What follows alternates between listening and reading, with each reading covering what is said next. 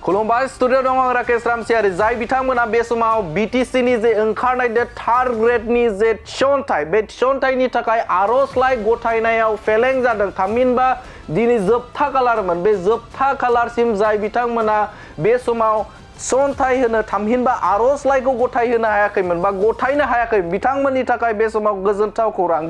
खौराङा बेनो जे बे समाव सेन्ट्रेल सिलेक्शन बोर्ड थामहिनबा मिरु सायख' बोर्डआ थार्ड ग्रेडनि आरजलाइ गथायनाय बे गथायनायनि कालारखौ बांहोफिननाय जादों दिनै जोबथा कालारमोन थामहिनबा बिथांमोननि नटिफिकेशन होनाय बायदिब्ला सिगांनि समाव बिथांमोना नटिस होनाय बायदिब्ला दिनैहाय थार्ड ग्रेडनि जे बिजाथि बिलाइ गथायनाय बा आरजलाइ गथायनाय बे आरजलाइ गथायनाया दिनै जोबथामोन नाथाय बे जोबथा कालारखौ बांहोफिननाय जादों मिरु सायख' बोर्डआ सेन्ट्रेल सिलेक्शन बोर्डआ बे समाव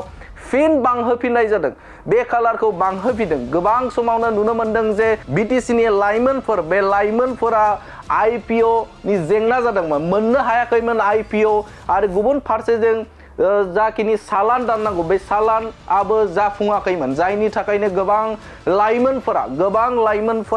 बे समाव थार्ड ग्रेडनि जे मासिनि थाखाय गावबा गावनि आरजलाइखौ गथायनो हायाखैमोन थामहिनबा बिथांमोननि फोरमानलाइखौ गथायनो हायाखैमोन नाथाय बे समाव बिथांमोननि थाखाय गोजोनथाव खौरां जाय बिथांमोना बे समाव आरजलाइखौ गथायनो हायाखैमोन बे आरजलाइ गथायनो हायैनि थाखाय बे समाव मोजां खौराङा बेनो जे सेन्ट्रेल सिलेक्शन बोर्ड थामहिनबा मिरु सायख' बोर्डआ फिन आरोबाव 20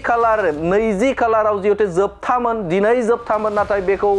बांहोनानै फैगौ 25 नभेम्बरनि 5 रिंगासिम बेलासिनि 5 रिंगासिम आरजलाइ गथायनायनि कालारखौ थि खालामनाय जादों थ' नोंथाङाबो बे समाव जुदि थार्ड ग्रेडनि थाखाय बीटीसी नि थार्ड ग्रेडनि थाखाय जाय बिथांमोना आरजलाइ गथायाखैमोन बा गथायनायाव फेलें जादोंमोन बिथांमोना फिन आरजलाइ गथायनायनि बे खाबुखौ नोंथांमोनाबो लानो हागोन आरो बे फोसावथायखौ होदों मिरु सायख' बोर्डआ थामहिनबा सेन्ट्रेल सिलेक्शन बोर्ड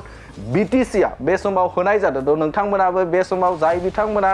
एप्लिकेशनखौ थामहिनबा फोरमान बिलाइखौ गथायाखैमोन आरजलाइखौबो गथायाखैमोन बिथांमोना थाबैनो बे समाव गथायनो हागोन थामहिनबा गावबा गावनि जे थार्ड ग्रेडनि गुबुन बिफानाव जे साख्रि ओंखारनाय बीटीसी नि बेवहाय नोंथांमोनाबो जायखिजाया पस्टनि थाखाय बा लांदां जाना थानाय मासिनि थाखाय नोंथांमोनाबो फोरमान बिलाइखौ गथायनो हागोन 25 नभेम्बरनि 5 रिंगासिम बे समाव नोंथांमोननो बे खौरांखौ होबाय गोजोन्थों।